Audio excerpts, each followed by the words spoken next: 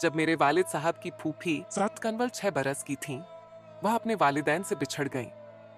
वह मशरकी पंजाब के किसी गांव में रहते थे। लोवा में उनके वालिदैन को मारा गया तो यह मंजर फूफो कंवल ने अपनी आंखों से देखा। उनका जहन मासूम था, सदमा ना काबिल बर्दाश्त था, मगर कोई क्या कर सकता था कि शायद खुदा को यही मंजूर था। वालिद साहब के 2 बहन भाई थे, एक ताया जान और दूसरी फूफो सायमा। जब कंवल जिंदा मलबे से मिल गईं, वालिद उनको घर ले आए और वह उनके जेर साया परवरिश पाने लगी, जबकि हमारे दादा के बकिया कुनबे ने इंडिया में रहना पसंद किया। बर्रे सगीर को अंग्रेजों से आजादी तो मिल गई, लेकिन यह खट्टिता 2 हिस्सों में तकसीम हो गया। ताया अब इंडिया में थे, जबकि वालिदैन हम बच्चों को लेकर अपने नए वतन पाकिस्तान आ गए। कंवल भी हमारे साथ नए वतन आ गईं। अम्मी उनका बहुत ख्याल रखती थीं ताकि वालिदैन की कमी महसूस ना हो। वह हम वक्त खामोश रहती, बहुत हसास थीं, इसी वजह से अपने वालिदैन की दर्दनाक मौत का मंजर न भुला सकीं। समय के साथ साथ कंवल बड़ी हो गईं। मेरे माता पिता ने मैट्रिक तक शिक्षा दिलवाई और सिलाई के स्कूल में दाखिल करा दिया। वह बहुत अच्छी सिलाई सीख गईं। कंवल बेहद हीन थीं, जो काम करती निहायत सलीके और खुशअसूबी से।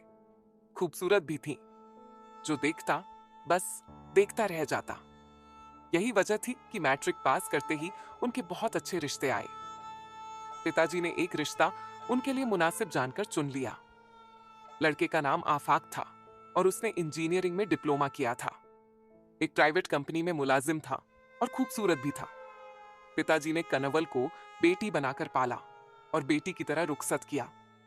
मुमकिन हद तक दहेज भी दिया। शुरुआत में आफाक और कनवल की जिंदगी अच्छी तरह गुजरने लगी। दोनों पुरसुकून और खुश नजर आते थे, लेकिन फिर कनवल फुफ्फो के शौहर परेशान दिखने लगे। एक रोज पिताजी ने परेशानी की वजह पूछी। आफाक फूफाजी ने कहा, मैं कनवल की वजह से परेशान हूं। कुछ दिनों से इसरार कर रही है कि हम घर बदल लें, जबकि बड़ी मुश्किल से यह घर मिला है। किराया कम है, कंपनी से करीब है, मुझे दफ्तर आने जाने में आसानी है। न जाने क्यों वह इसरार कर रही है कि घर बदलना है। मैं कुनवल से पूछूंगा क्यों ऐसा चाहती है, जबकि इस मकान में कोई तकलीफ नहीं और किराया भी मुनासिब है। कुनवल मिलने आई। वालिद साहब ने दरियाफ्त किया, बेटी क्यों तुम मकान बदलने की कहती हो? वहां क्या तकलीफ है? मुझे बताओ, ताकि मैं आफाक को राजी करूं कि वह कोई दूसरा मकान किराए पर ले ले। पहले तो चुप रहीं। जब वालिद साहब ने बहुत इसरार किया तो बोल उठी, इस घर के सामने जो मकान है, वहां एक लड़की खिड़की में से झांकती है। मुझे लगता है कि वह आफाक को देखती है। डरती हूं कहीं मेरे शौहर को अपनी जानिब मुतवज्जह न कर ले और मेरा घर बर्बाद हो जाए। वालिद साहब ने समझाया, बेटी ये तुम कैसी बातें सोचती हो? अच्छा भला घर मिला हुआ है, किराए पर ऐसा अच्छा घर मिलना आसान बात नहीं। अपने शौहर को परेशान मत करो, गशज। वालिद साहब ने काफी समझाया। कुनवल फुप्पो इस बात में सर हिलाती रहीं, जैसे कि दिल से सब वसवसा निकल गया हो। अब्बू मुतमिन होकर आ गए कि अब यह अपने खाविंद को परेशान करेगी और न खुद परेशान रहेगी। उनका ख्याल गलत साबित हुआ। 10 रोज बाद आफाक रोनी सूरत बनाकर आए। आगाह किया कि मकान बदलने का इसरार जारी है और अपनी जिद पर अड़ी हैं। अब तो खाना पीना बोलना तक छोड़ दिया है। ज्यादा वक्त खिड़की में सामने वाले घर को देखती रहती हैं। तुम यहां मकान बदल ही लो, वह किसी वहम का शिकार रहेंगी तो इसका कोई इलाज नहीं। आफाक ने वालिद साहब के कहने से दूसरा मकान तलाश किया और वहां शिफ्ट हो गए, यही सोचकर कि मेरी बीवी पर सुकून हो जाएगी तो जिंदगी सुकून से बसर होगी। 2 माह बमुश्किल नए मकान में रहे कि कुनवल फुप्पो को फिर मकान बदलने का ख्याल सताने लगा। पहले दबे लफ्जों में, फिर खुलकर वह तकाजा करने लगी कि यहां मुझे सुकून नहीं है, ये जगह ठीक नहीं है, घर तो बदलना ही होगा। अब क्या मसला है?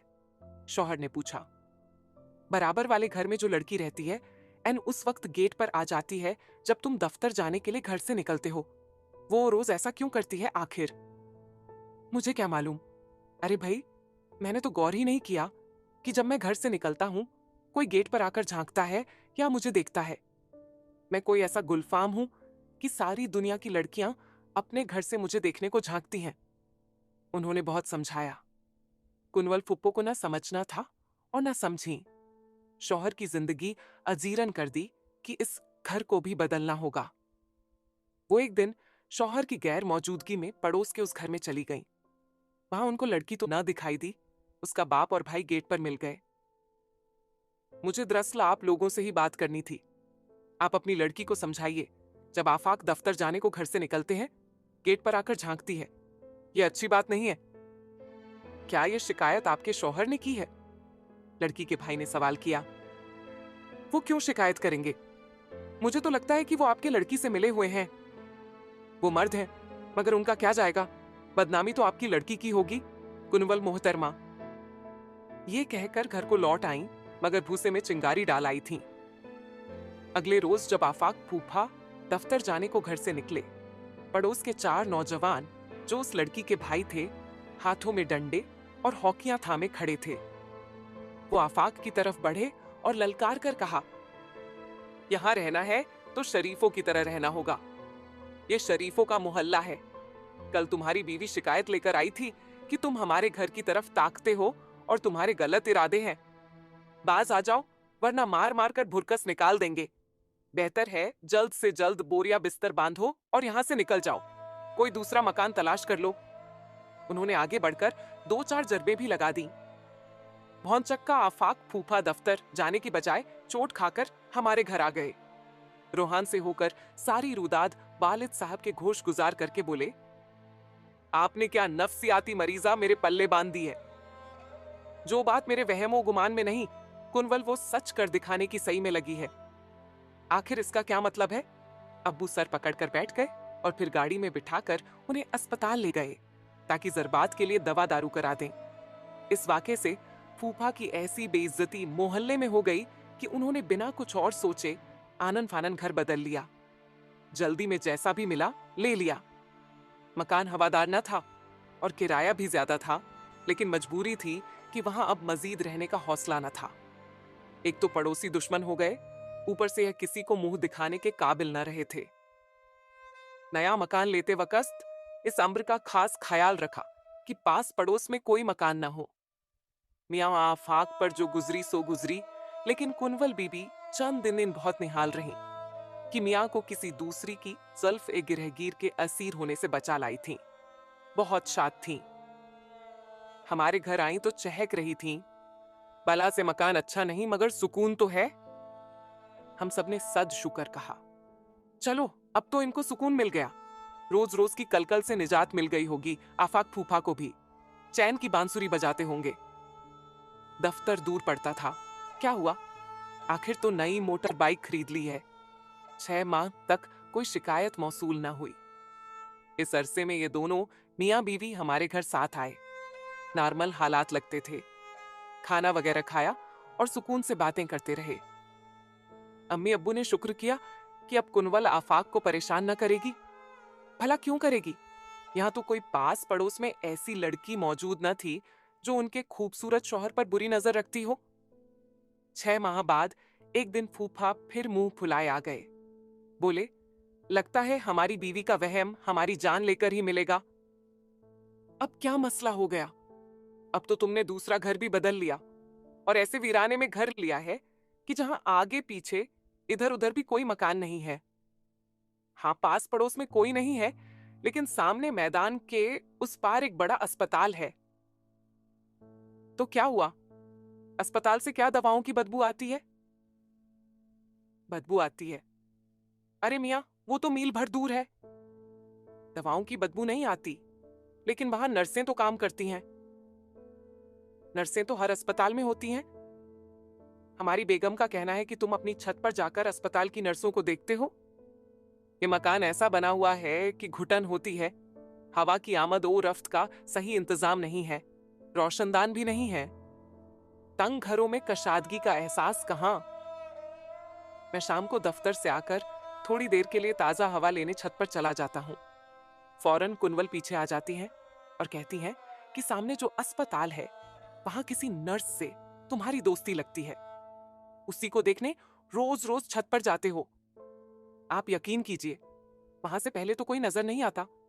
अगर नजर आ भी जाए तो ऐसे जैसे हवाई जहाज से कोई जमीन को देखे तो छोटे छोटे मकान गुड़ियों के घरों की तरह दिखाई दें। इंसानी चेहरे तो दूरबीन से ही शायद नजर आ जाए तो बात है, इंसानी आंखें कुछ नहीं देख सकती। भला मैं कोई जिन हूं या कि खिलाई मखलूक जो इतनी दूर से किसी नर्स को इशारे करने छत पर जाता हूं? अम्मी ने तसल्ली दी कि हौसला रखो, हम खुद तुम्हें कोई अच्छा सा कुशादा घर तलाश किए देते हैं। तब तक तुम हमारे घर के ऊपर वाले पोर्शन में शिफ्ट हो जाओ। ये वैसे ही खाली पड़ा है, किराए की जहमत से बचे रहोगे और कुनवल यहाँ दम न मार सकेगी। तुम्हें जेच नहीं होना पड़ेगा।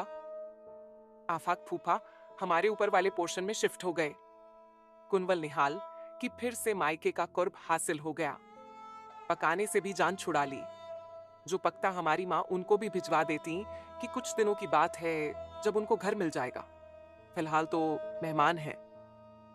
फिर वालिद साहब ने घर के नजदीक वो प्लॉट खरीद लिया जो कुछ अरसे से बराए फरोख्त था। आफाक से कहा कि कुछ रकम का तुम बंदोबस्त करो, बुनियाद मैं डलवा देता हूं। 2 कमरे फिलहाल इस पर बनवा लो।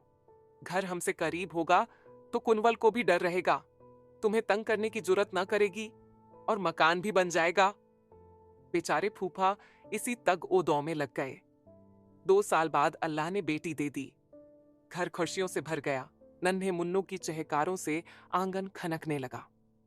हम सब खुश थे कि अब कुनवल फूफी अपनी जिंदगी में सेट हो गई हैं।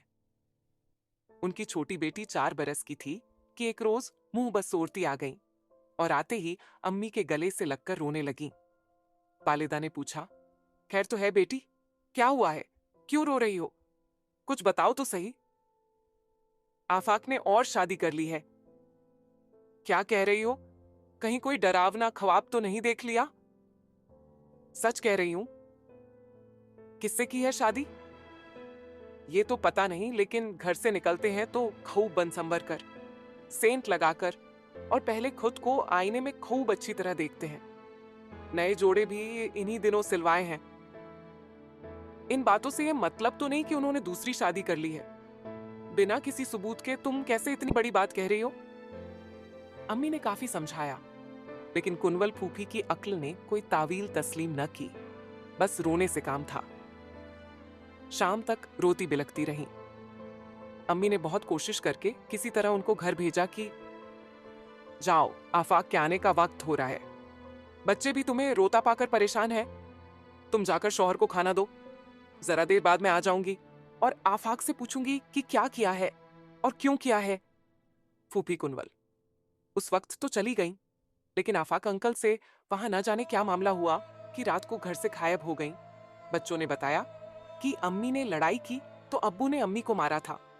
वो घर से चली गई। आफाक भी परेशान थे कि कई दिनों से यही रट लगा रखी थी, तुमने और शादी कर ली है। मैंने कुरान शरीफ उठाकर यकीन दिलाया कि तुम्हारा वहम है। मैंने किसी से शादी नहीं की। आज दफ्तर से आया तो फिर वही रट लगा दी। मुझे गुस्सा आ गया, तब 2 थप्पड़ लगाए तो घर से निकल गई कि भाई साहब के घर जा रही हूं, अब वहीं आना। हमारे यहां तो नहीं आई है, अम्मी ने बताया। बहरहाल काफी तलाश किया।